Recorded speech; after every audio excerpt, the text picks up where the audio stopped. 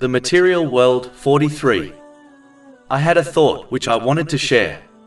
Worldly success can be broken up into fame, fortune, authority, family, friends, and a career.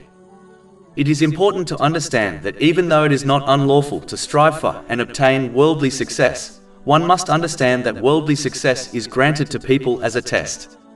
Generally speaking, there are 4 paths one can choose from after they are granted worldly success, which determines whether they pass the test or not.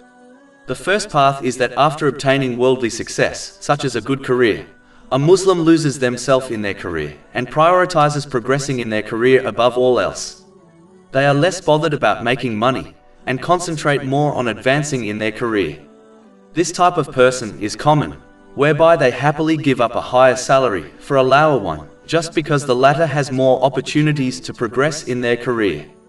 Their intention and striving distracts them from finding peace in this world and practically preparing for the day of judgment, which involves using the blessings one has been granted in ways pleasing to Allah, the Exalted, as outlined in the Holy Quran and the traditions of the Holy Prophet Muhammad, peace and blessings be upon him.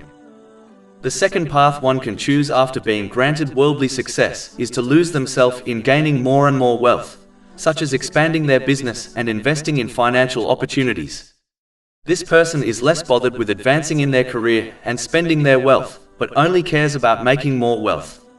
Their intention and striving distracts them from obtaining peace of mind and practically preparing for the day of judgment, which involves using the blessings one has been granted in ways pleasing to Allah, the Exalted. The third path one can choose after being granted worldly success is when one becomes engrossed in enjoying the worldly success they have obtained, such as wealth or fame.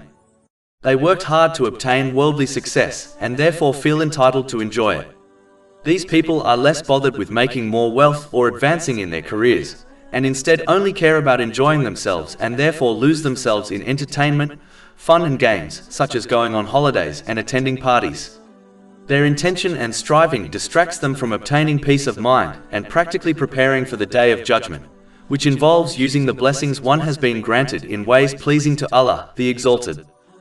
These 3 paths causes a person to fail the test of being granted worldly success, even if they adhere to the lawful, as these things were not the reason why the worldly success was granted to them.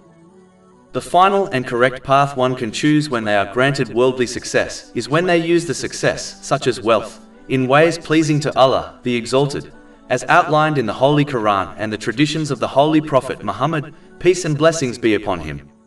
Through this, they pass the test of their worldly success and obtain peace of mind and body.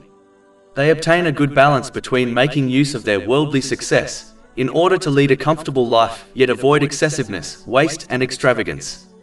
This does not mean one cannot enjoy worldly success, but it means success lies in enjoying it in moderation so that one is not distracted from obtaining peace of mind and practically preparing for the day of judgment, which involves using the worldly blessings one has been granted in ways pleasing to Allah, the Exalted.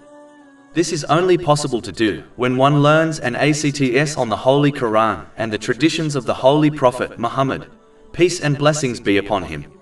This is not possible to do for the one who chooses one of the first 3 paths discussed after they are granted worldly success.